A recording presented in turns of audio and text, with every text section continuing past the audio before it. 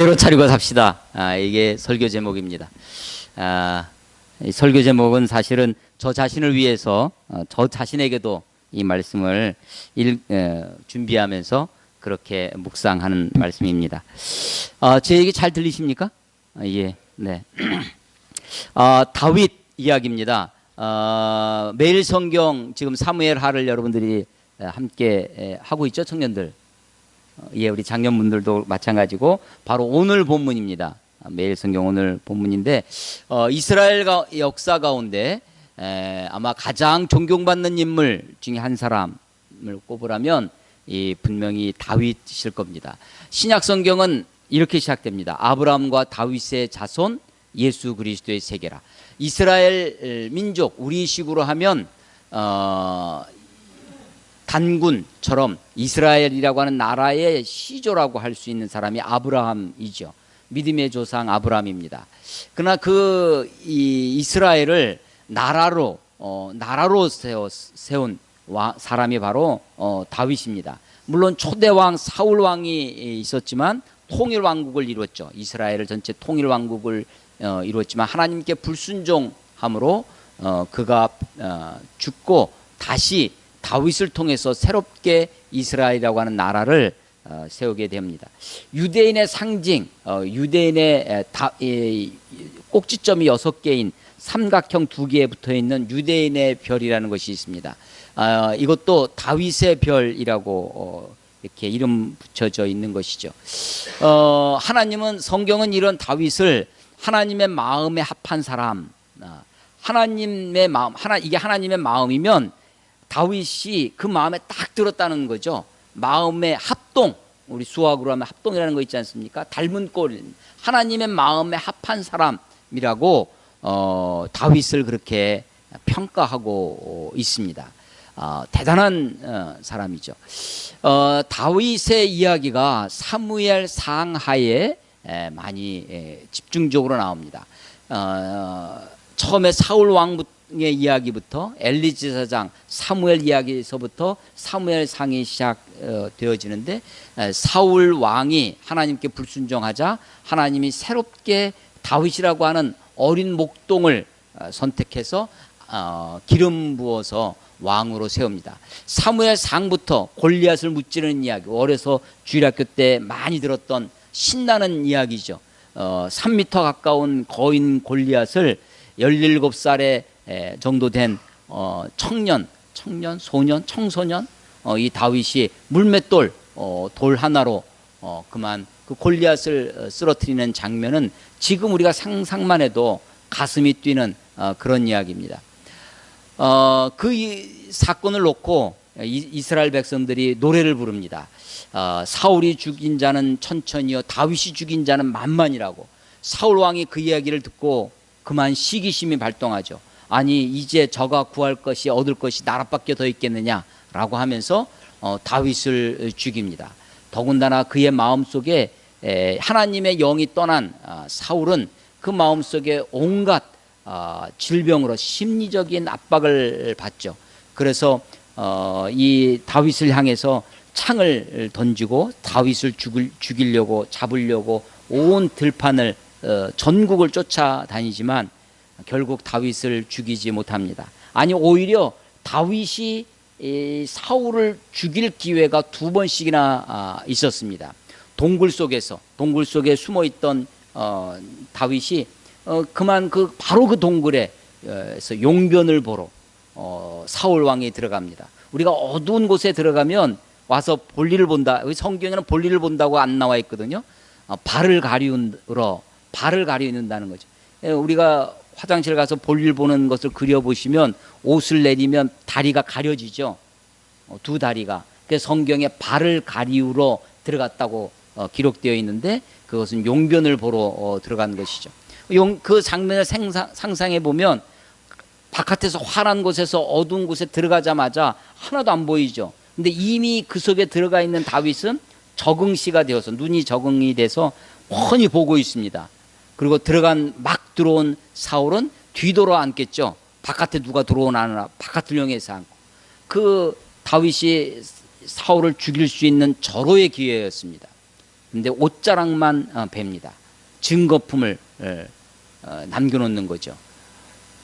또 사울이 다윗을 잡으려고 군대를 3,000명 가량의 군대를 동원해서 다윗을 쫓아왔을 때 야영을 합니다. 사울 왕이 야영을 하면 왕은 제일 한가운데 자고 텐트는 한가운데 있고 그 주위에 둘러서서 이스라엘 군대가 있을 텐데 그만 다 잡니다. 이건 완전히 뭐 전쟁에서 왜냐하면 이게 다윗 한 명 또 다윗을 이렇게 추종하고 쫓아다니는 같은 도망다니는 아주 소수의 무리를 쫓아가는 거기 때문에 경계심이 없죠. 3,000명이나 가도. 그러니까 이 사람들이 다 자는 겁니다. 밤에. 거기에 다윗이 몰래 가가지고 밤에 가서 그 물병하고 사울 왕의 물병과 사울 왕의 칼을 훔쳐갖고 옵니다. 죽일 기회가 있었습니다.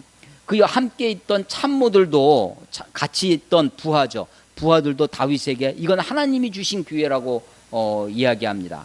상황이 그렇죠. 또 옆에 사람들의 조언도 그렇습니다.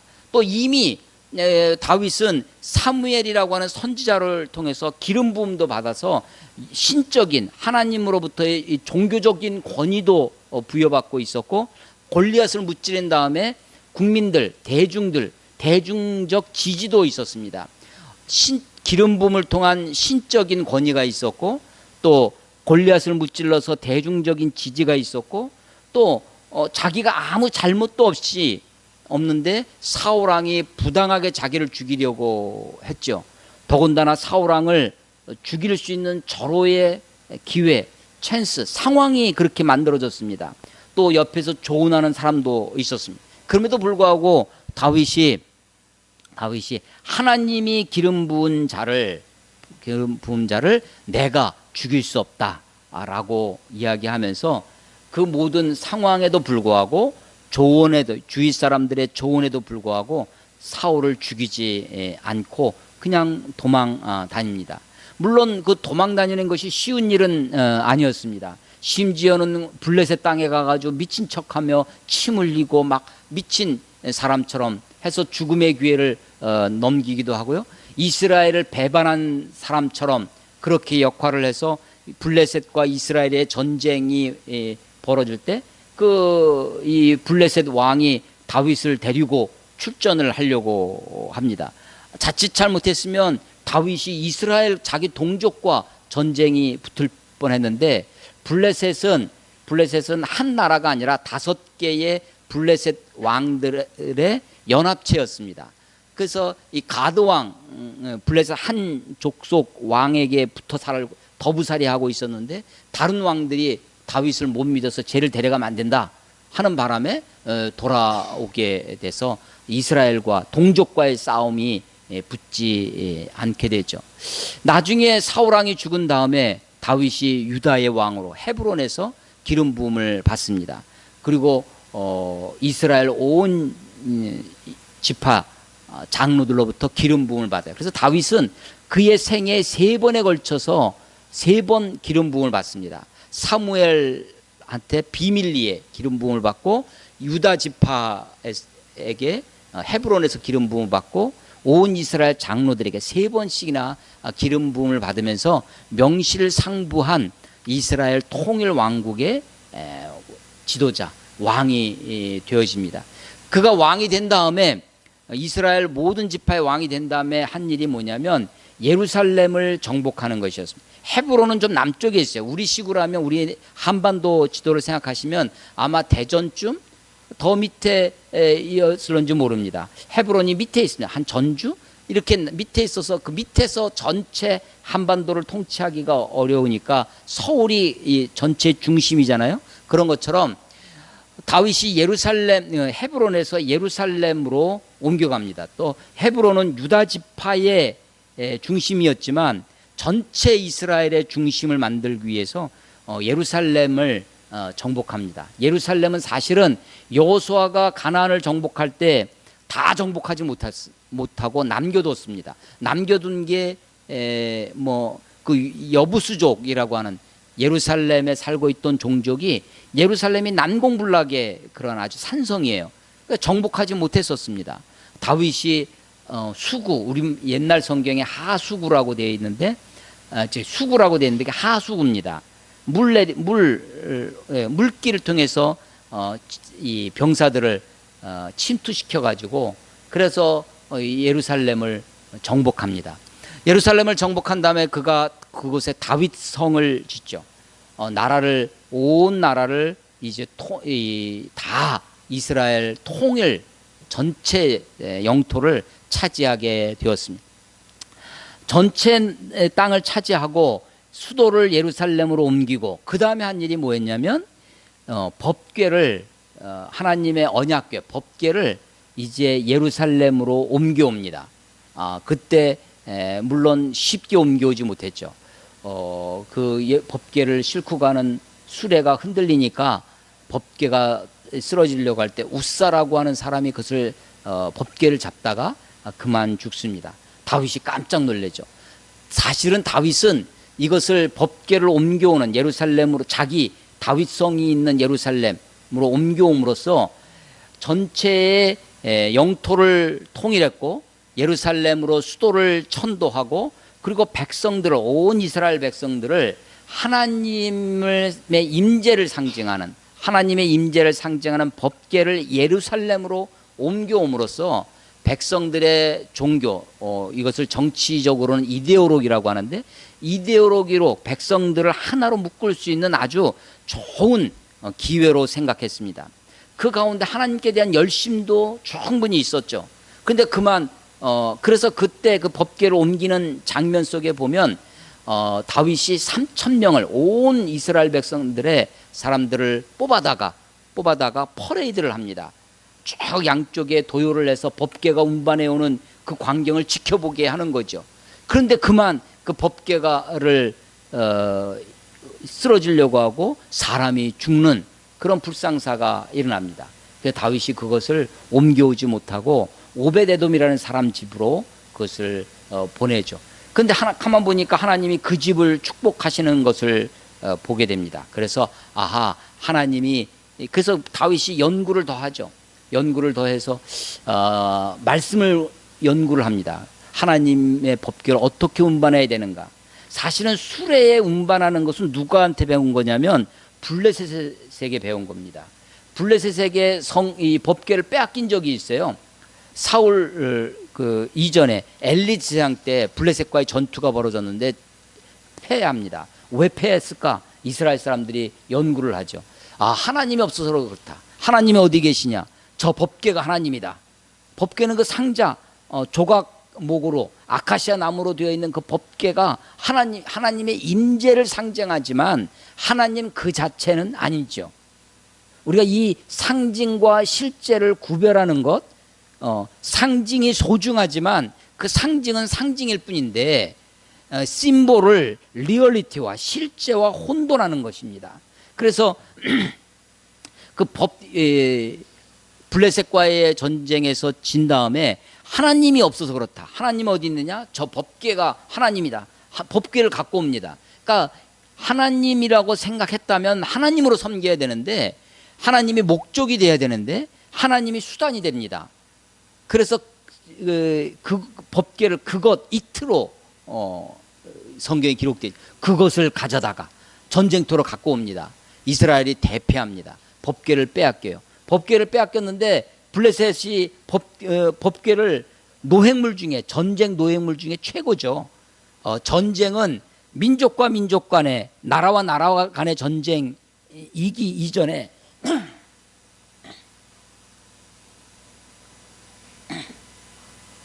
고대인들의 전투는 대부분 신과 그들이 믿는 신과 우리가 믿는 신들의 전쟁입니다. 그래서 그 법궤를 빼앗았다고 하는 것은 우리 신이 자기들이 믿는 다곤 신이 이스라엘이 믿는 야훼 신을 이긴 거예요. 노획물 중에 최고죠. 그래서 다곤 신상 밑에 그 법궤를 가져다 놨습니다. 근데 이 법궤가 그 다음날 보니까 쓰러져 있어요. 이 다곤 신이 쓰러져 있습니다. 법궤 앞에. 이게 우연이라고 생각했죠. 다시 세워놨습니다. 또 쓰러집니다. 그러면서 다곤 신의 목이 그 다곤신 신전의 문지방에 부딪혀서 그만 목이 부러져요. 그래서 그 다음부터 문지방을 밟지 아니하더라, 이런 풍습이 생겨나죠. 이게 아마 전 세계에 퍼진 모양입니다. 문지방을 밟지 않는 거. 그러니까 우리 한국 사람들도 이 동양까지 전파되어서 문지방을 밟으면 이제 어른들한테 혼나잖아요. 문지방 밟지 못하게 합니다. 그래서 요즘은 밟지 못하도록 아예 문지방을 없애는 인테리어를 하기도 하는데 그렇습니다. 그래서 그 블레셋 사람들이 생각하는 거죠. 도대체 이 법궤를 어떻게 하면 다시 이스라엘로 보낼 수 있을까? 그래서 그들이 한 번도 멍에를 메어보지 않은 소, 이 멍에도 이게 소가 멍에 매는 일이 불편하고 힘들고 아프니까 이 처음에는 가만히 있지 못하죠. 그런데 한 번도 멍에를 메어보지 않은 암소, 그것도 조금 전에 송아지를 낳아서 젖나는, 그래서 본능적으로 자기 새끼 송아지에게 갈 수밖에 없는 그 암소를 데려다가 암소 2마리에다가 멍에를 한 번도 매보지 않고 방금 조금 전에 새끼를 낳은 암소 2마리를 끌어다가 한 번도 써보지 않은 새수레를 만들어서 그 위에다가 법궤를 올려서 이스라엘로 보냅니다. 그래서 이 소가 자기 이 멍에가 힘들어서 발버둥 치든지 아니면 자기가 조금 전에 낳은 새끼에게로 가면 이건 그동안에 있었던 재앙들, 다곤 신이 무너지고 이 블레셋의 전염병이 막 돌아요. 이런 일들이 다 우연이 된 것이고, 만약에 그럼에도 불구하고 이 소들이 새끼한테로 가지도 않고 멍에 때문에 발버둥 치지도 않고 곧바로 이스라엘로 가면 그동안에 있었던 일들, 전염병이 돌고 다곤 신상이 쓰러지고 목이 부러지고 하는 일들이 하나님 때문에 저 야훼 신, 여호와의 신이 노해서, 여러분 기독교의 우리가 믿는 하나님은 축복의 하나님이십니다. 그런데 세상의 여타의 종교들은 대부분 뭐냐면 벌 주는 신입니다. 그래서 벌 받지 않기 위해요, 재앙을 피하기 위하여 신을 섬겨요. 이번에 네팔을 다녀왔는데요. 네팔에서 참 많은 걸 배웠습니다. 특별히 힌두교에 대해서 많이 전에는 그냥 소만 섬기는 아주 미개한 사람들의 그 소고기 먹지 않고 그 정도만 알고 있었는데 시바 신을 섬기는 아주, 그래서 이 범신론이 우리 이 불교와 동양 종교에 어떻게 영향을 미치고 있는지 아주 실제 눈으로 보고, 그들이 그 우상에 아주 매여 사는, 그래서 온 동네가 집집마다 신전이 있고 동네 어귀들마다 신전이 있고, 그 도시 전체가 카투만두라고 하는 그 도시 전체가 그 힌두교에 완전히 지배를 당하고 있는, 그래서 이 막강한 이 우상에 눌려 사는 저들을 구제할 방법이, 그들을 구원할 방법이 정말 천재지변이 일어나지 않고서는, 정말 격변이 일어나지 않고서는 저들이 변할 수 없겠다라는 것을 느꼈습니다. 지진도 지진이지만 네팔을 흔든 것 중에 하나가 뭐냐면 공산화입니다. 공산당이 그동안 힌두 왕국을 계속 힌두교를 믿는 왕정이었어요. 그런데 공산당이 생겨나면서 이 왕을 폐위를 시키고 왕정을 끝내고 힌두교가 아니라 종교의 자유를 선포하고 10년 내전이 있었고, 공산당이 집권해서도 10년간 통치를 했습니다. 20년 동안에 이 힌두교를 흔들어 놓은 거죠. 그런데 다시 지금 헌법을 만들어서 네팔이 이렇게 민주공화국을 만들려고 하는데 힌두교로 회귀하려고 합니다. 그래서 기독교를 많이 2%밖에 안 되는 기독교를 아주 가장 강력한 적으로 생각을 해서 많은 탄압과 공격이 벌어지는데, 인도에 가장 영향을 받는 나라입니다. 그러니까 인도가 그 석유를, 기름을 보내주지 않는 거예요. 너희는 힌두 공화국으로 남아 있으라라는 압력이죠. 그래서 그렇게 다시 회개하려고 하는 그런 가운데 있습니다. 세상이 이 종교라고 하는 것이 단순히 우리의 액세서리 취미가 아니라 우리의 삶의 한 부분이 아니라 정말 삶 전체일 수 있습니다. 우리가 일주일에 하루 168시간 중에 몇 시간 교회에 와서 우리의 시간을 보냅니다. 그런데 그것이 우리의 삶의 한 부분이 아니라 우리의 생각과 마음, 우리의 가치관을 주장하는 아주 강력한 힘이 이 종교, 믿음, 신앙에서 나오는 것이죠. 다윗이 이 블레셋 사람들한테 배운 것이 있어요. 뭐냐면 그 블레셋이 법궤를 빼앗은 법궤를 다시 이스라엘에 반환할 때 그렇게 한 번도 쓰지 않은 수레를 만들고 이 암소에게 실려서 보냅니다. 그런데 이 소들이 자기 새끼들에게도 가지 않고 발버둥도 치지 않고 정말 그 벳세메스로 이스라엘 땅 벳세메스로 너무나 얌전하게 그것을 끌고 가는 거예요. 그래서 블레셋 사람들도 깜짝 놀라죠. 아, 이게 하나님의 그동안에 있었던 모든 재앙이 하나님 때문이구나 라는 것을 알게 됩니다. 이스라엘 사람들이 그 보니까 법궤가 자기들한테 순순히 오는 거예요.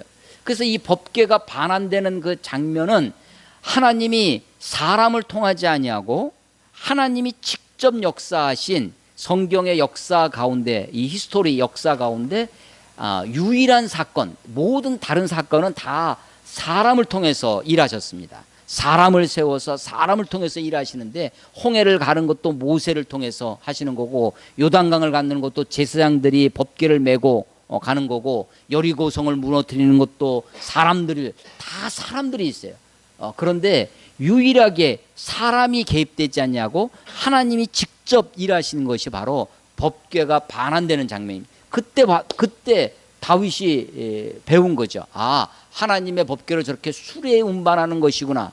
근데 수레에 운반하다가 웃사가 죽습니다. 그것을 퍼레이드를 벌였다는 거죠. 수많은 이스라엘 사람들을 세워놓고 법궤를 그 장엄한 그 놀라운 장면을 목격하라고 다윗이 세운 그 다윗 성, 그 예루살렘에 하나님이 오고 계신다고, 그 멋진 볼거리죠. 이스라엘 백성들에게 다윗이 얼마나 위대한 사람인지 보여줄 수 있는 기회였습니다. 그런데 하나님이 웃사를 치십니다. 웃사가 죽고 나죠. 오벳 에돔 집에 가 있던 그 법궤가 그 집을 축복하는 장면을 다윗이 보고서는 다시 하나님 앞에 나아가서 공부를 하죠. 하나님의 말씀에 법궤를 어떻게 운반해야 되는지. 그래서 보니까 제사장들이 어깨에 메고 하는 것을 알게 됩니다. 다시 준비를 해서 법궤를 메고 옵니다. 그 장면을 보면요, 법궤를 예루살렘으로 이렇게 옮기는 장면을 보면 법궤를 메고 6발걸음을 겁니다. 6걸음을 뛰는데 아무 일이 벌어지지 않습니다. 그때 6발걸음을 뛰고 나서 다윗이 제사를 드립니다. 하나님 앞에. 하나님이 나를 받으셨다. 하나님이 이 일을 용납하셨다라고 다윗이 믿게 되죠. 하나님께 제사를 드립니다. 왜 6발걸음일까? 6일, 하나님이 6일 동안 창조하시고 제7일 때 안식하십니다. 그래서 아마도 우리들의 생각으로는 6발걸음 다음에 이제 하나님의 임재를 상징하는 이 법궤가 예루살렘에 안치되어짐으로 하나님이 안식하신다라는 것이죠. 하나님이 이 일을 용납하셨다라는 것입니다. 그래서 다윗이 그때 제사를 드려요. 법궤를 운반하면서 그때 막 춤을 춥니다. 다윗이 춤을 추는 게 얼마나 기쁘고 감사하고, 하나님이 나를 용납하셨구나, 하나님이 나를 받아주셨구나 라는 것 앞에 제사를 드리고 춤을 추는데 옷이 벗겨지고 할 정도로 아주 격렬한 춤을 춘 모양입니다. 그의 아내 미갈, 사울의 딸이었죠. 미갈이 그 모습을 보고 다윗 왕을 조롱하다가 그만 그 이후에 미갈이 다시는 아이를 낳지 못하는 여인이 되었다라는 이야기가 있습니다. 이게 바로 예루살렘으로 와서 다윗이 한 일입니다. 그리고 그 이스라엘을 통일했을 뿐만 아니라 주변 나라들을 정복해 가서 아주 정치적으로, 군사적으로, 또 종교적으로 안정을 갖게 됩니다. 이런 안정과 성공 가운데 이 사무엘하 11장, 오늘은 본문은 12장이에요.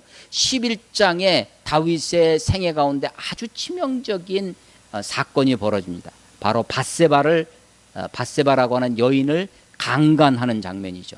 그리고 그의 남편 우리아를 죽이는 이야기가 11장에 기록됩니다. 그래서 이 11장 이후에 사무엘상 10장까지는 계속 상승 곡선을 그리다가 다윗의 생애가 11장부터 갑자기 떨어집니다. 그러면서 선지자 나단으로부터 심판의 메시지를 듣고 자기 집안에서 형제들, 자기 아들들이, 자식들이 배다른 부모에서 태어났지만 이복 형인데 셋째 아들 압살롬이 첫째 아들 암논을 죽입니다. 왜냐하면 그 암논이 자기 친누이 다말을 강간했기 때문이죠. 그러니까 근친상간입니다. 배다른 누이를, 아버지는 갖고 다윗이고 어머니가 다른 거예요. 그러니까 형제들끼리 강간이 벌어집니다. 형제의 살인이 벌어져요. 그리고 나중에는 이 압살롬이 반역을 하죠. 자기가 왕이 됩니다. 왕이가 돼서 자기가 왕이 됐다고 하는 것을 이스라엘 모든 백성들에게 과시합니다. 어떻게 과시하느냐? 아버지 다윗이 주랭랑을 도망을 칠 때 놔두고 간 첩들이 있었습니다. 다윗 왕의 부인들이죠. 이 첩들을 예루살렘 성전 다윗 성 위에다가 텐트를 치고 일종의 퍼포먼스를 하는 거죠. 그냥 집에 들어가서 하는 게 아니라 옥상에다가 가설 무대를 만드는 거예요. 텐트를 만들어 놓고 다윗왕 자기 아버지의 첩들을 데려다가 이 압살롬이, 이런 폐영무도한 아들이 어디 있습니까? 압살롬이 그 여인들을 강간하는, 겁탈하는 장면을 이스라엘 백성들로 보게 하는 거죠. 그래서 압살롬이 왕권을 획득했다라는 것을 과시하게 만듭니다.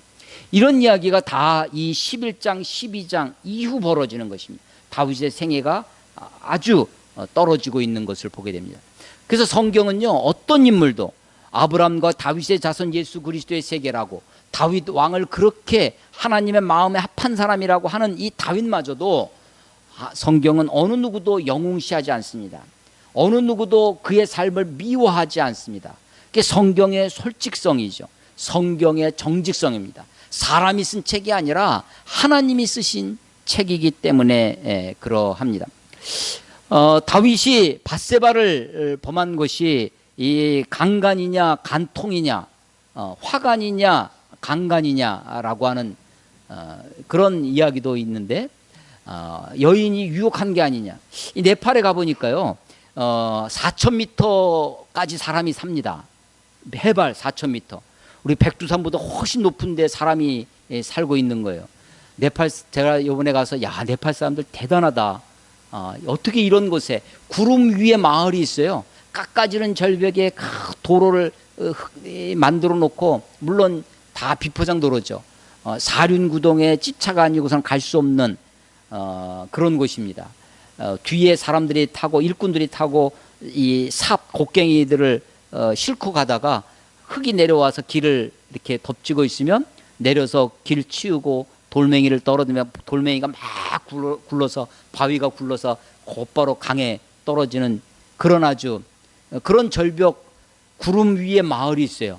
그 마을도 작은 마을이 아닙니다. 학생들이 초등학교를 학교를 방문했는데 방학이랍니다. 근데 외국인이 왔다고 하니까 100여 명의 학생들이 모입니다. 마을 잔치예요. 마을 어른들도 막 그런 곳입니다.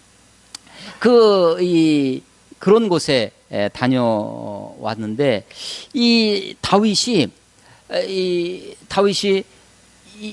11장에 이 밧세바를 범하는 장면에 이 밧세바 여인이 목욕을 했다는 거예요. 성에서 낮잠 푹 자고, 그때 상황은 백성들은 군대는 나가서 전투하고 있습니다. 옛날에는요, 그 전에는 전쟁 맨 앞에 다윗이 있었어요. 근데 이제 어느 정도 통일 왕국을 이루고 성공한 다음에 다윗이 아예 전쟁터 나가지도 않습니다. 니들끼리 해라. 다 내보내고 자기는 호질러서 낮잠을 자고 저녁 때 일어나서 옥상을 거니다가 여자가 목욕하는 것을 봤다는 거죠. 그러니까 이 여자가 유혹한 게 아니냐라고 하는 꼭 그렇게 설명하고 설교하는 것도 들은 적이 있습니다. 근데 이번에 가서 보니까 네팔 사람들이 그런 산 속에 산에서 흐르는 물, 그 4,000m, 5,000m까지 사람이 산소통 없이 올라갈 수 있답니다. 그 4,000m까지 사람들이 마을이 있어요. 근데 그 산에 그래도 네팔이 참 풍요로운 것이 물이 많습니다. 그곳에 그 깊은 산 속에도 그냥 물이 많아서 이 수목이 우거져요. 그러니까 산에서 나오는 그 물을 받아가지고 호수를 연결해가지고 그걸로 이제 그 생활을 하는데 길거리에서 목욕하는 사람들을 자주 봅니다. 근데 남녀노소 가리지 않고 그냥 산에서 물이 내려오면 거기서 목욕을 하는데 우리가 생각하는 것처럼 이 옷을 다 벗고 목욕하는 것이 아니라 옷을 입고 그냥 목욕을 해요. 그러니까 여자들도 목욕하는 것을 볼 수 있는데 인도식 긴 옷 있지 않습니까? 그런 옷 입고 그냥 목욕을 하는 거예요. 아마도 이스라엘에서 여인들이 목욕을 할 때도 그렇게 목욕을 하지 않았을까 하는 생각이 네팔에 가서도 이 사무엘 하를 성경을 읽고 큐티를 하면서 밧세바도 이렇게 목욕했겠구나 이제 그런 생각이 들었어요. 밧세바가 목욕을 할 때 다윗이 사람을 보내서 알아보게 합니다. 그 여자가 누군지. 햇사람 우리아의 아내라는 것을 알게 됩니다. 이번에는 또 사람을 보내는데 전령을 보냅니다. 그러니까 앞에서는 그냥 그러니까 11장은요 다윗이 계속 사람을 보내요. 12장은 하나님이 사람을 보냅니다. 11장과 12장이 대조를 이루어요. 11장에 밧세바를 범하는 장면을 보면 다윗이 계속 사람을 보냅니다. 그리고 임신했다는 소식을 듣게 되죠. 그래서 우리아를 데려다가 우리아를 특별 휴가 전쟁 상황터가 벌어지는데 우리아를 지명해서 너 돌아와라 하고서 안부를 물어봅니다. 전쟁터의 상황도 묻고 너 오늘 가서 집에 가서 쉬어라. 오늘 성경에 보면요 11장에 보면 이렇게 나옵니다. 11장 8절에 그가 또 우리아에게 이르되 내 집으로 내려가서 발을 씻으라. 이게 발을 씻으라라고 하는 것이 가서 발 씻고 쉬어라 이야기가 아니라 이 여기서 발을 씻으라라고 하는 것이 은유적 표현, 히브리인들이 사용하는 은유적인 표현입니다. 가서 부인하고 함께 잠자리를 해라 이런 소리입니다. 발을 씻으라고 하고 특별 하사품까지 포상으로 왕의 음식을 보냅니다. 그래서 너 부인과 함께 밧세바와 함께 임신의 자기 아이가 아니라 이 남편 우리아의 남편 아이라고 하는 것을 감추기 위해서 자기의 치부를 감추기 위해서 그렇게 트릭을 썼습니다. 그런데 이 다윗의 계획대로 되지 않아요. 왜냐하면 우리아 때문입니다.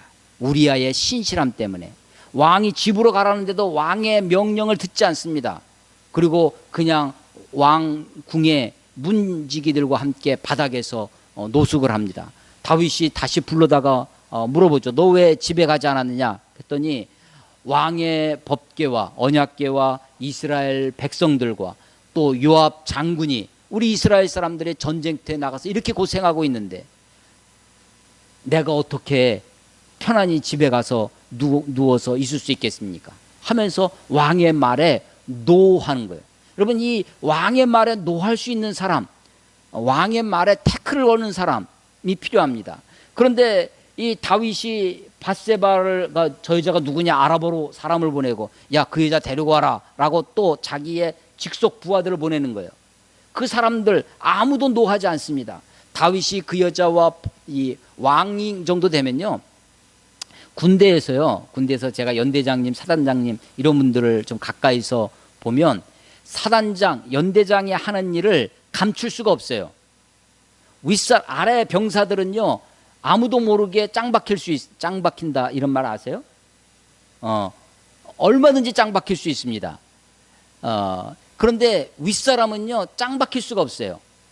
자기 전령이 압니다. 부하들이 알고 참모들이 알아요. 알지만 말하지 않는 거죠. 감춰주는 거죠. 지휘관도 높은 사람도 쉬어야 되고 높은 사람도 유흥을 즐겨야 되고 하잖아요. 그런데 옆에 사람들이, 많은 사람들이 그의 가림막이 되어주죠. 감춰주고 숨겨주고 밑에 사람들이, 다른 사람이 못 보게 해줄 뿐이지 모를 수가 없습니다. 제일 무서운 게 누구냐면 윗사람이 무서운 것이 아니라 부하가 무섭습니다. 부하들이 다 보고 있어요. 나와 가까이 있는 사람들이 다 보고 있죠. 다윗이 밧세바를 범할 때 아무도 모르게 다윗이 몰래 가가지고 그 집에 가가지고 하는 것이 아닙니다. 그 여자를 데리고 오게 됩니다. 자기 침실에서 밧세바를 범할 때, 그때 수많은 사람들이 다윗을 감춰주고 다윗의 그 일을 도와주고 그런데 그 과정 가운데 아무도 그렇게 하면 안 됩니다. 태클을 거는 사람이 없어요. 아무도 이의 제기하는 사람이 없습니다. 아무도 손들고 얘기하는 사람이 없는 거죠. 토다는 사람이 없는 겁니다. 다 예스맨만 있습니다. 시키는 대로 합니다. 그런데 우리아는 시키는 대로 하지 않는 거예요. 왜? 우리아는 왕의 명령도 명령이지만 왕의 명령보다 자기 원칙이 있어요. 자기가 살아가는 자기 인생을 살아가는 자기 원칙에 충실한 사람입니다. 그래서 내 지금 전우들이 전방에서 전쟁터에서 고생하고 있는데 내가 여기서 이럴 수 없다고 자기 원칙에 충실합니다. 다윗이 둘째 날 어떻게 하냐면 술을 먹입니다. 잔치를 베고 그래 너 하루 더 있다 가라 하고서는 술을 먹이고 배불리 먹이고 집에 가게 합니다. 그런데도 이 우리아가 취중에도 자기 집으로 가지 않고 병사들과 함께 노숙을 합니다. 여러분, 취중 진담이라고 그러죠. 취중. 우리나라 법률 중에 제가 이의를 제기하는 것 중에 하나가 술 먹고 무슨 하면 경감을 해줍니다. 이거 제정신이 아니었으니까 하고 이 형을 감해줘요. 술 먹고 그랬습니다 하면 용서를 해주는 거예요. 용서는 아니어도 형벌을 좀 가볍게 해줍니다. 아니, 술 먹고 그러면 사실은 더 가중처벌 해야 된다고 생각하는데 반대죠. 근데 이 우리아는요, 취중에도 자기의 신실함, 자기의 마음이 흐트러지지 않습니다. 취중에도 정신줄을 놓지 않습니다. 그리고 자기가 붙들고 있는 정신줄로 몸이 말을 듣지 않는 상황 속에서도 몸을 통제합니다. 대단한 사람이죠, 우리아가. 그래서 이 신실함 때문에 우리아는 죽습니다. 아주 비정한 장면이 나타나요. 이 다윗이 요압에게, 그 전방 사령관에게 편지를 써줍니다. 뭐라고 하냐면 이 우리아를 맞아 죽게 하라. 이게요, 15절 보면 11장 15절 너희가 우리아를 맹렬한 싸움에 앞세워두고 너희는 뒤로 물러가서, 아주 구체적으로 가르쳐줍니다. 맨 앞에서 맹렬한 싸움 때 맨 앞에 최전방에 우리아를 두라는 거예요. 그러다가 막 싸우다가 우리아만 놔두고 나머지 사람들은 전부 다 후퇴하라는 거예요. 그래서 그로 하여금 그로 맞아 죽게 하라.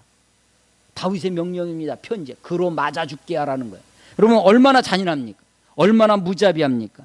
아니, 다윗이요, 사울 왕을 죽일 수 있는 기회가 있었어요. 그런데도 옷자락을 자릅니다. 나중에 사울 왕의 용변을 다 보고 굴에서 나가서 한참 가는데 굴에서 나와가 다윗이 이야기합니다. 사울 왕이요, 사울 왕이요.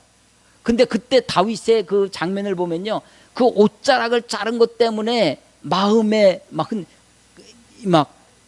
내가 왕의 옷, 우리 옛날 선생님의 그림자도 밟지 않는다 라고 하는 것처럼 옷자락 자른 것 때문에 마음에 찔려요. 그 정도 민감한 사람이었습니다. 그리고 다윗이 사울을 죽일 수 있는 기회가 2번씩이나 있었는데 하나님의 기름 부으신 자를 내가 죽일 수 없다라고 끝까지 죽이지 않습니다. 그러던 다윗이 그것이 자기 삶의 지금 우리아는요, 왕의 명령보다 자기 원칙에 충실한 사람이라고 그랬죠. 그런데 이 다윗은 그렇지 않습니다. 다윗은 자기의 치부를, 자기의 부끄러운 모습을 감추기 위해서 우리아를 데려다가 밧세바와 동침하게 하지만 그 자기 계획이 안 돼요. 우리아의 신실함 때문에. 두 번째 방법이 안 되겠다. 이 얘를 술을 먹여서 가게 해야 되겠다라고 했는데 그것도 안 됩니다. 이제는 그를 죽이죠. 그로 하여금 맞아 죽게 하라. 그 편지를 바로 우리아가 들고 가는 거예요. 이런 비극적인 상황입니다. 그 편지를 들고 우리 요압 장관한테 갖다 줬습니다. 요압이 편지를 읽습니다. 요압이요, 이 군사령관이 하나도 토를 달지 않습니다. 다윗의 명령대로 행합니다. 가장 맹렬한 싸움터가 어딘지 찾고 거기서 전쟁을 합니다. 전투를 벌이다가 그만 이 우리아가 죽습니다. 우리아가 죽는 장면을 보면 우리아만 죽은 것이 아니라 11장 17절에 보면 그 성 사람들이 나와서 요압과 더불어 싸울 때 다윗의 부하 중 몇 사람이 엎드러지고 햇사람 우리아도 죽으니라. 우리아만 죽은 것이 아니에요. 다른 사람들도 죽습니다. 덩달아 죽습니다. 우리아 한 사람을 죽이기 위해서, 그 목적을 달성하기 위해, 다윗의 치부를 감추기 위해서 생사람 아세요? 생사람, 아무 잘못이 없는 생사람, 아무 잘못이 없는 생사람 몇이 아무 까닭 없이 그냥 죽습니다. 그런데 그건 아무 문제가 아니에요. 다윗의 자기 목적만 달성하면 됩니다. 아니, 지금 전투에서 패한 거예요. 전투가 패하는 것이 그게 중요한 것이 아니라 다윗의 치부를 감추는 위해서 한 사람 우리아를 죽이는 것, 그것이 목적이죠. 그것을 위해서 나라가 어떻게 되든지 자기 어떤 개인적인 목적과 개인적인 만족, 개인적인 치부, 개인적인 어떤 것을 위해서 나라나 국가나 사회나 공동체에 해악을 끼치는 것은, 그것은 생각지도 않는다면 이 사람은 지도자가 아니죠. 올바른 지도자가 아닙니다. 나중에 요압이 그 전투 상황을 보고를 합니다. 보고를 할 때 왕한테 가서 이렇게 얘기해라. 근데 혹시 왕이 노해서 화를 내면서 너희가 어찌해서 성에 그렇게 가까이 접근했느냐 라고 하면 이렇게 하고 끄트머리에 우리아도 죽었습니다. 당신의 종 우리아도 죽었습니다. 이 말을 꼭 해라. 목표 달성을 했다는 거죠. 왕의 명령에 충실했다는 것입니다. 요압 장군이 왕에게 순종합니다. 여러분, 이렇게 왕에게 순종할 요압이 왕 다윗에게 진정으로 충성하는 마음으로 했을까요? 절대 그렇지 않습니다. 순종하지만 존경하지 않습니다. 말하는 대로 시켜서 하지만 절대로 그런 지도자를 마음으로부터 존경하고 마음으로부터 그를 섬기지 않습니다. 여러분, 밧세바를, 저 여자를 데리고 와라. 그리고 그 여자를 자기 침실로 데리고 들어가서 야, 앞으로 7시간 동안 아무도 못 들어오지 못하게 해 라고 하고 자기 시간을 가져요. 그래서 그것을 옆에서 지켜줍니다. 다윗이 강간하는 그 장면을, 그 장면을 봤던 사람이 다윗을 진짜 존경할까요? 진짜 마음으로 순종하고 마음으로부터 다윗을 그러지 않았을 것입니다. 결국은요, 이 요압이 나중에 요압이 다윗이 이 압살롬이 반역을 하고, 압살롬이 반역을 했을 때도 아버지 다윗은요, 이 압살롬과의 전투가 벌어질 때, 야, 압살롬을 죽이지만 마라, 생명을 좀 살려다오 라고 분명히 명령합니다. 그것도 많은 병사들 앞에서 생명만은 살려두라고 부탁을 합니다. 그런데도 다른 사람이 압살롬이 이제 전투에서 패전하면서 도망을 칩니다. 그 장면도 정말 한편의 코미디인데요. 말을 타고 가다가 그냥 나무 가지에 목이 걸립니다. 말은 빠져나가고 사람이 나무 가지에 걸려서 대롱대롱이 있습니다. 추격하는 다윗의 부하들이 압살롬이 나무에 매달려 있는 걸 죽이질 못합니다. 왜? 다윗 왕의 명령 때문에. 근데 뒤쫓아온 요압이 보고서는 그냥 죽여버립니다.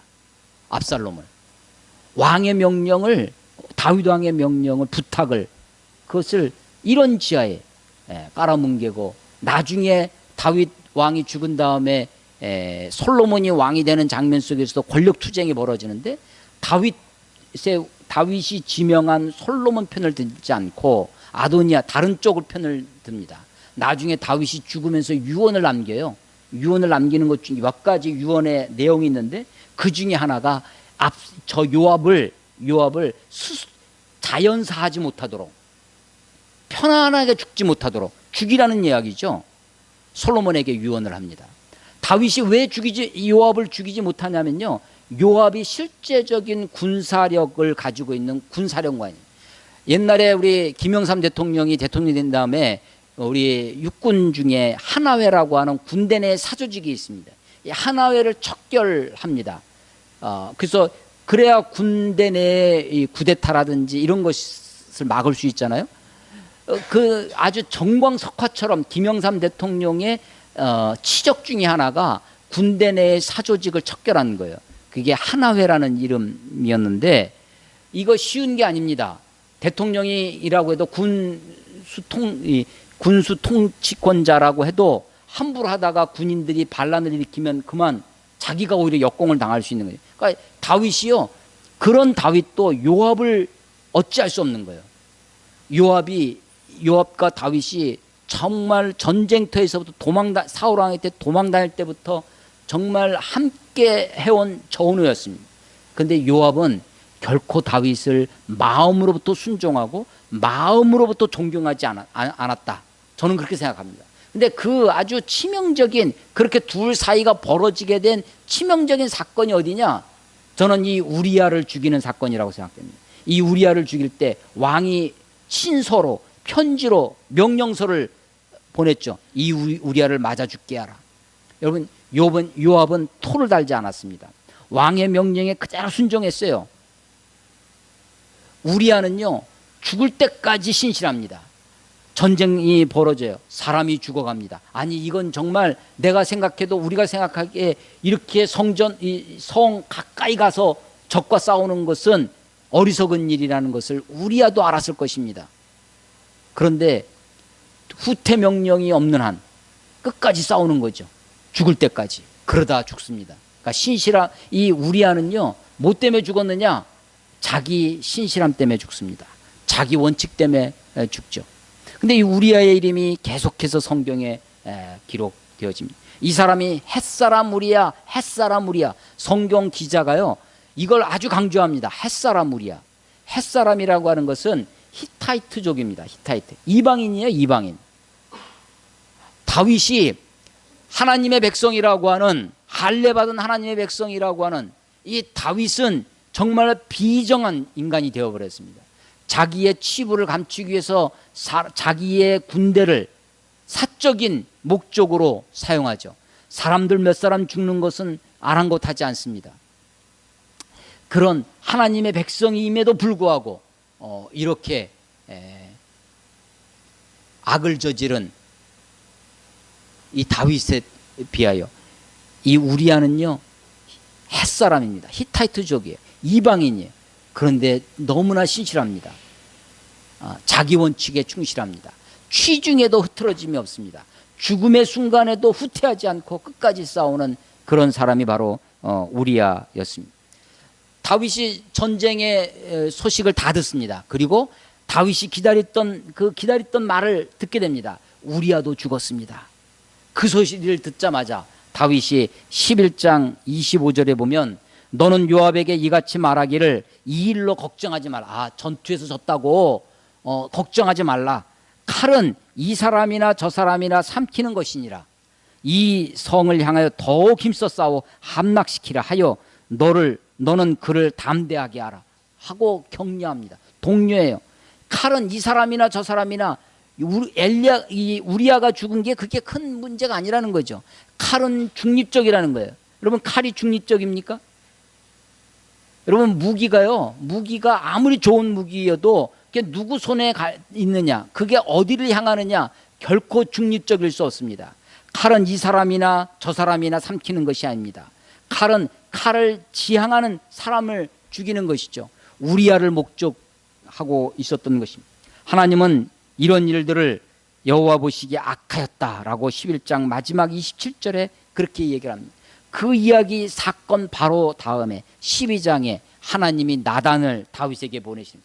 11장은요 사람들이 보냅니다. 다윗이 사람을 보내고 다윗이 전령을 보내고 다윗이 편지를 보내고 다윗이 보내요. 사람들이 또 밧세바가 자기가 임신했다는 소식을 다윗에게 보냅니다. 요압이 전령을 보내, 사람들끼리 보내는 거예요. 12장은 하나님이 보냅니다. 하나님이 나단을 보내요. 요나단, 다윗의 친구 요나단이 있었습니다. 사울 왕. 그래서요 다윗의 생애 가운데 이 나단이라는 뜻이 나탄이라고 하는 주다라는 뜻이에요. 그래서 나단은 그 주다, 기브의 명사형 기프트입니다. 은사의 선물입니다. 나단은 정말 하나님이 다윗에게 붙여주신 선물입니다. 선물과 같은 존재예요. 요나단은요 다윗이 왕이 되기 전에 붙여준 사람이에요. 나단은 왕이 된 다음에 다윗을 왕으로서 온전하게 설 수 있도록 하나님이 주신 선물이 나단입니다. 나단이 다윗에게 와서 이야기하는 거예요. 오늘 나단의 이야기가, 이 나단의 이야기가 다윗이 창조해낸 창조적 스토리일까? 아니면 하나님이 이 스토리까지 주셨을까? 정확히 모르겠어요. 저는 이 나단이 하나님으로부터 명령을 받고 다윗에게 가서 전하는 말은 뒷부분에 나옵니다. 구체적으로. 그런데 요 이야기, 두 사람, 부자와 가난뱅이, 이 이야기는 나단의 창조적인 스토리다라고 생각을 합니다. 나단의 스토리텔링이다라고 생각을 합니다. 이게요 이렇습니다. 선지자가 사무엘이 왕을 기름 부어요. 사울 왕도 기름 붓고 다윗도 기름 부었습니다.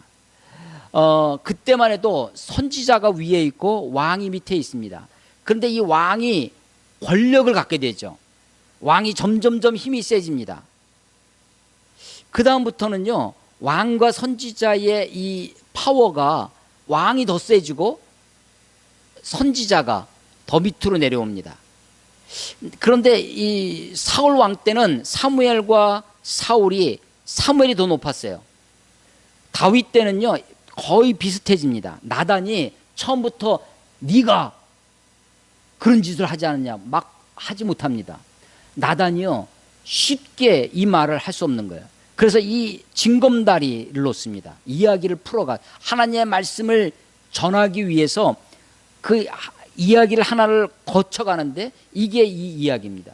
나중에 그 다음에 솔로몬이 왕이 됐을 때는 왕권이 더 세집니다. 그래서 솔로몬 왕 때 선지자가 누구냐면 사독입니다.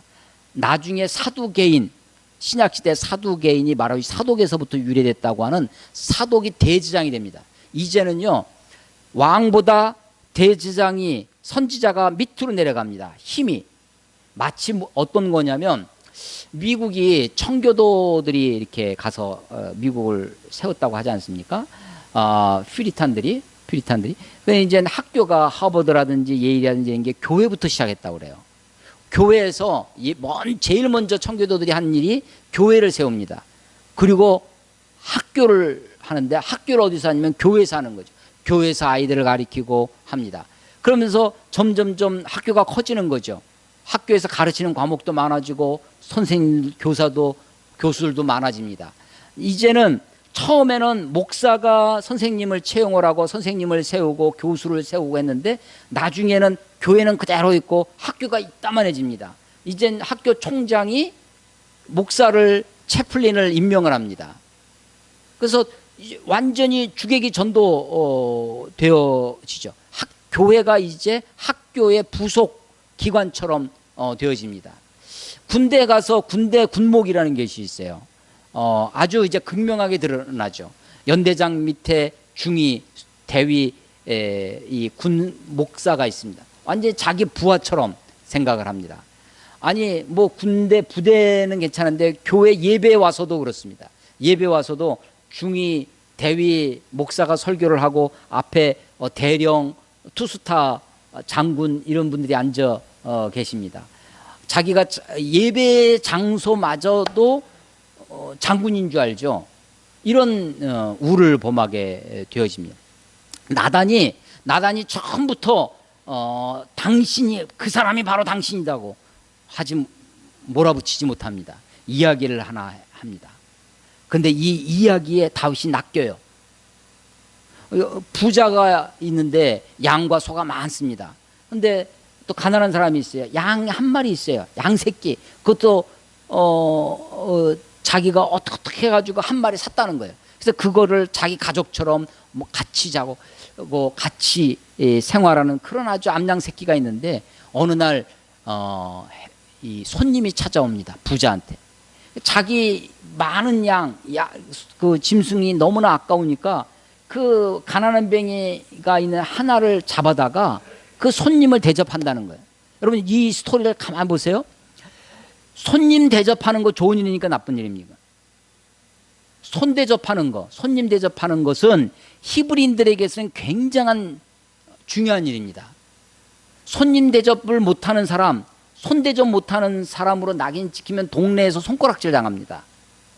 이 손님 대접하는 것이 굉장히 중요한 그들의 윤리고 도덕이고 가치예요. 그 일을 이루기 위해서 나는 그래 손님 대접 잘하는 사람이다라고 자기 체면 살리기 위해서 손님 대접이라고 하는 작은 목적, 작은 명분을 그것을 세우기 위해서 악을 저질러요. 그 다른 사람의 하나밖에 없는 것을 불쌍히 여기지 않냐고 그것을 빼앗아 갑니다. 여러분 이 이야기 구조예요. 근데 다윗이 12장 5절을 보면 다윗이 그 사람으로 말미암아 노하여, 다윗이 뭐예요? 노합니다. 다윗이 다윗의 분노로 말미암아 자기를 태웠다 이런 뜻입니다. 다윗이 낚여요. 어디에 낚였냐면요, 다윗의 마음에 뭐가 있어요? 분노가 있습니다. 11장 20절에 보면 여기도 왕이 노하여, 다윗이 노하여, 뭐냐면 전쟁이 패배했습니다. 전쟁에서 패배하고 우리아도 죽었습니다. 요거를 전령들한테 보낼 때 왕이 보고를 듣다가 막 화를 낼 거 아니에요. 전쟁에서 그렇게 어리석게 전투를 해서 졌다라고 하는 소식. 왕이 노하여. 여러분 왕은요, 윗사람들은요 노하기 잘합니다. 힘 있는 사람들은, 권력 있는 사람들은 분노하기 잘합니다. 여러분 노예가, 이등병이 분노하는 거 봤습니까? 이등병은 분노하지 않습니다. 힘이 밖으로 마음껏 표출할 수 있는 사람, 높은 사람입니다. 이런 사람은 우울증 안 걸립니다. 우울증은 왜 걸리냐면 힘이 있어요. 분노가 있는데 그게 자기로 들어오는 겁니다. 자기를 향하는 거예요. 자기를. 그 힘이, 분노가 자기를 향할 때 어찌할 수 없는 현실, 어찌할 수 없는 상황 속에 근데 에너지는 있어요. 분노가 있습니다. 그게 자기를 향하면 우울이 됩니다. 그 우울이 심하면 자기를 죽이는 거죠. 그래서 우울의 끝이 자살입니다. 그런데 힘 있는 사람은요, 그 분노를 밖으로 표출합니다. 거침없습니다. 힘이 세면 셀수록 거침없이 화냅니다. 힘이 세면 셀수록 자기 분노를 조절하지 못하죠. 왕이 된 그 전에는요 굉장한 절제심이 있었습니다. 사울왕을 죽일 수 있는 기회가 있어도 그 절제심이, 그 기회에, 그 찬스에도 하나님이 기름 부으신 자를, 그래서 그 원칙과 그 하나님의 말씀과 자기 삶의 태도를 아주 절제 있게 해나갑니다. 비록 내가 쫓겨다니고, 비록 내가 망명자로 그렇게 전전하지만 자기 삶을 절제할 수 있었습니다. 그런데 왕이 되고 나니까요, 뭘 잃어버리냐면 절제를 잃어버립니다. 분노, 이 분노심에 다윗이 낚이는 거예요. 나단이 쭉 이야기를 합니다. 이런 부자가 있다. 다윗이 화를 냅니다. 분노합니다. 5절, 12장 5절, 다윗이 그 사람으로 말미암아 노하여 나단에게 이르되 여호와의 살아계심을 두고 맹세하노니 이 일을 행한 그 사람은 마땅히 죽을 자라라고 얘기를 합니다. 자기 말에 자기가 걸리는 거죠. 7절에 나단이 다윗에게 이르되 당신이 그 사람이라, You are the man. 네가 바로 그놈이다 라는 겁니다. 여러분 이건 대단한 용기죠. 아주 이야기가 전환을 합니다. 하나님이 당신을 왕으로 기름 부어서 사울 왕의 손에서 너를 건지고 구원하고 그 얘기를 쭉 합니다. 만약에 너에게 주신 이런 축복이 부족했다면 더 주셨을 터인데 9절, 그러한데 어찌하여 내가 여호와의 말씀을 업신여기고 나보기에 악을 행하였느냐. 내가 칼로 그 햇사람 우리아를 치되 암몬 사람의 칼로 죽이고 그의 아내를 빼앗아 내 아내로 삼았도다. 이제 내가 나를 업신여기고. 여러분 9절에 여호와의 말씀을 업신여기는 것은, 하나님의 말씀을 업신여기는 것은 10절 이제 내가 나를 업신여기, 하나님을 업신여기는 겁니다. 하나님의 말씀을 업신여기는 것은 이 말씀을 하신 하나님을 업신여기는 거라는 것입니다. 업신여기는 게 뭐예요? 업신여기다. 없는 것처럼 여기는 겁니다. 여러분 사람을 무시하는 거 있죠? 사람을 무시해요. 있어도 투명인간 취급합니다. 하나님의 말씀이 있어요. 버젓이 있어요. 근데 하나님의 말씀을 없는 것처럼, 안 본 것처럼, 못 본 것처럼 무시합니다. 업신여겨요.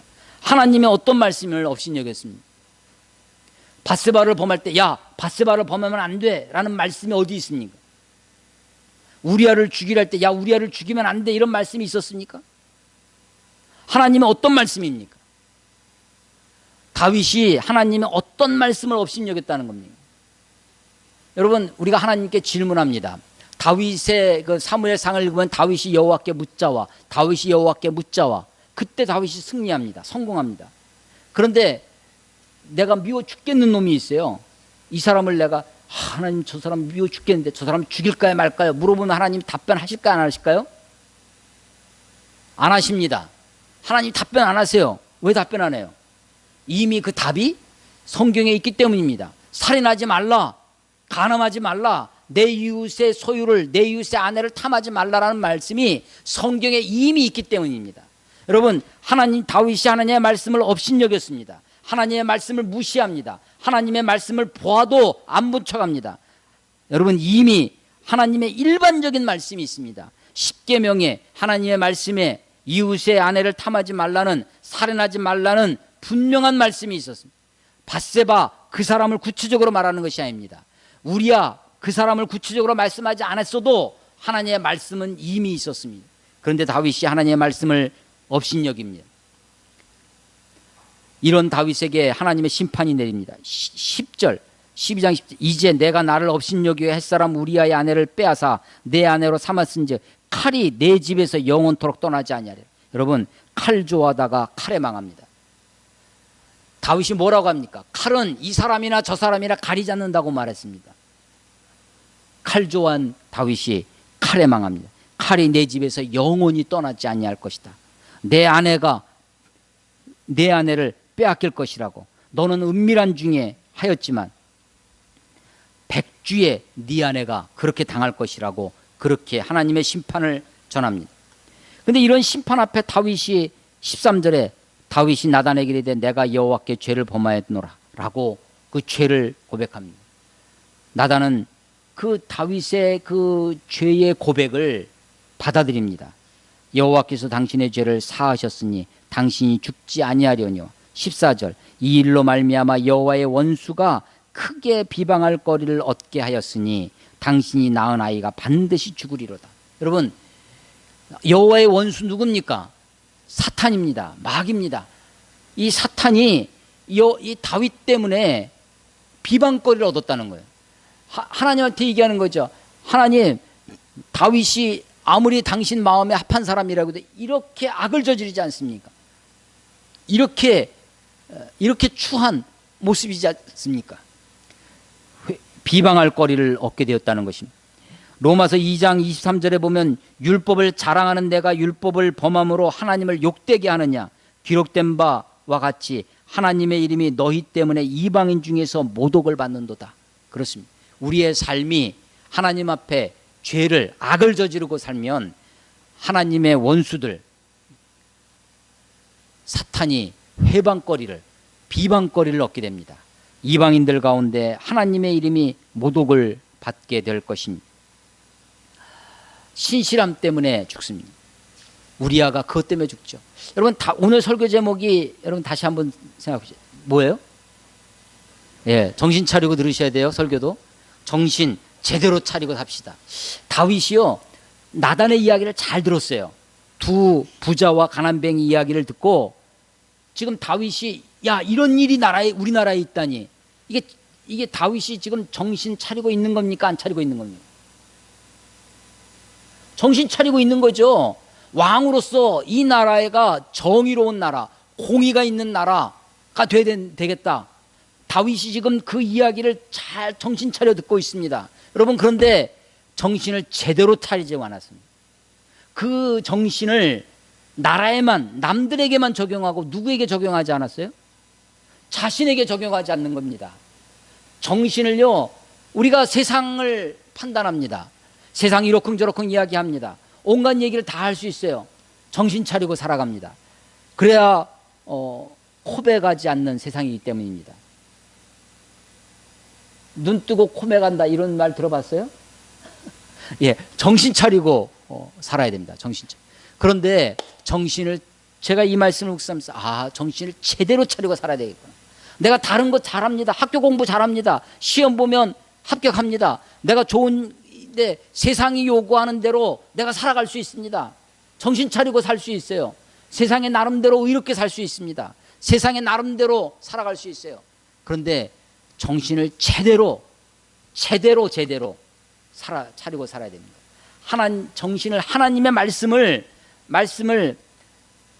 그 말씀의 잣대를 세상에만 대는 것이 아니라 이 말씀의 잣대를 나에게도 제대로 대고 살아야 됩니다. 하나님의 말씀을 업신여기지 아니하고 하나님의 말씀을 존중히 여기며 하나님의 말씀을 붙들고 살아가야 됩니다. 다윗, 성경의 이 위대한 사람, 하나님의 마음에 합한 사람이라고 하는 이 다윗의 치부도 성경은 하나도 과감 없이 우리들에게 소개를 합니다. 왜 그렇습니까? 다윗의 치부를 드러내면서 우리들에게 소위 연예인들의 그런 모습들을 보면서 대리만족하고 하기 위해서 하는 것입니다. 스캔들을 즐기기 위해서 그렇습니까? 다윗의 스캔들이죠. 그것을 가십거리로 삼고 즐기게 하기 위해서입니까? 아닙니다. 성경이 이것을 가감없이 우리들에게 소개하는 것은 이것을 통해서 하나님이 사람을, 역사를 어떻게 이끌고 가시는지, 어떻게 다루시는지를 배우기 원함입니다. 요번에 네팔을 왔다 갔다 하면서 이제 물론 선교 그 목적도 있지만 부수적으로 얻는 것 여러 가지 이제 요번에 네팔 팀은 저를 포함해서 전도사가 3명이었어요. 8명 중에 이현희 전도사님, 이현희 전도사님 사모님도 신학교를 졸업하신 전도사님이거든요. 또 우리 김동섭이라는 우리 분이 한 분 계신데 이분도 명예 퇴직하고 지금 신학 공부를 하고 있는 전도사. 그 전도사 4명이 온갖 신학적인 이야기, 토론 이런 것들을 많이 할 수 있는 아주 즐거운 시간이었습니다. 그 중에 어떤 한 교회 이야기를, 춘천에 있는 어떤 큰 교회의 이야기를 서로 이제 나누다가 그 교회가 이제 부활 신앙에 대해서 강조합니다. 근데 그것 때문에 많이 교회도 부흥하고 하는데 이야기의 결론은 중에 하나가 그 부활이 우리들에게 중요한 가치고 중요한 말씀이지만 그것 하나만을 우리들에게 가르치려면 왜 서신서, 왜 성경의 수많은 역사서, 시가서 이런 성경 66권을 우리들에게 고스란히 그대로 남겨주셨겠습니까? 여러분, 다락방이라고 하는 이단이 있습니다. 다락방 이단은 그것은 결론이 뭐냐면 그리스도입니다. 그리스도가 답이다. 모든 문제의 답은 그리스도다. 그렇죠. 그리스도가 최고의 가치일 수 있습니다. 그런데 그리스도 그것만 우리들에게 가르쳐 주려면 왜 굳이 성경 66권을 우리들에게 주시겠습니까? 성경의 최고의 목적은 우리들이 예수 그리스도를 통해서 영생을 얻는 것입니다. 우리가 구원을 받는 것입니다. 맞습니다. 그러나 우리에게 내가 온 것은 양으로 생명을 얻게 하고 더 풍성히 얻게 하려 하심이라. 우리가 구원만을 목적으로 한다면 예수 믿는 그 순간, 우리 침례교회에서는 침례 받느라고 물속에 들어가는 순간 안 일으켜 세우고 그냥 천국 데려가시면 끝나는 거 아니에요. 구원이 우리들의 최고의 목적이라면 예수 하나님의 자녀가 되는 것이 그것만이 목적이라면 예수 믿는 그 순간, 구원받는 그 순간, 하나님의 자녀가 되는 그 순간 우리를 데려가시면 끝나는 거 아니에요. 근데 그렇게 하지 않는다는 거예요. 내가 온 것은 양으로 생명을 얻게 하고 더 풍성히 얻게 하려 합니다. 여러분, 다윗의 이런 이야기를 오늘 긴 이야기를 했습니다. 설교를 하면요, 설교, 이제 어떤 교단에서는 목사고시라는 것이 있어요. 목사가 되는 과정 중에 그 시험 중에 설교 몇 편을 이렇게 제출하는 것이 있습니다. 설교를 심사를 해요. 근데 어떤 교단은 설교를 꼭 반드시 3대지, 3개, 1, 2, 3, 첫째, 둘째, 셋째, 그 틀을 지키지 않으면 무조건 떨어뜨리는 교단이 있다는 거예요. 1, 2, 3으로 정리하는 것이 우리 논리, 우리 뇌로는 굉장히 좋습니다. 근데 저의 설교를 들어보시면 첫째, 또 둘째 이런 거 없잖아요.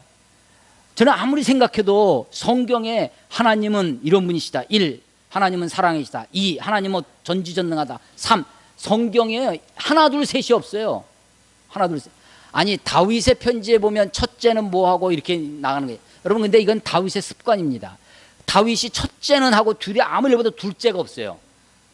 다윗의 편지 읽어보세요. 이건 그냥 말을 이끌어가기 위한 습관적으로 하는 것이지 첫째, 둘째, 셋째가 없습니다. 1, 2, 3이 없습니다. 성경이 하나의 이야기처럼 벌어집니다. 오늘 다윗 이야기를 제가 주저리 그냥 이야기를 풀었습니다. 여기 어떤 부분이 여러분들의 마음속에 올라온지 모르겠어요. 어떤 부분이, 아니 내가 생각해 이것이 가장 중요한 주제다라고 생각하는 것이 있을 수 있습니다. 그런데 나중에 이야기를 들어보면요, 나는 별로 중요하지 않게 생각했는데 그 작은 것에 어떤 사람은 거기에 은혜를 받아요. 그리고 그 말씀에 걸립니다. 다윗이 자기 분노 때문에 나단의 이야기에 낚인 것처럼 어쩌면 우리가 오늘 이야기 중에, 오늘 이 말씀 가운데 어느 한 부분, 여러분의 마음속에, 심령 속에 그 말씀이 있다면 그 말씀을 붙들고 살아가는 저와 여러분이 되시기를 주의 이름으로 축원합니다. 기도하겠습니다.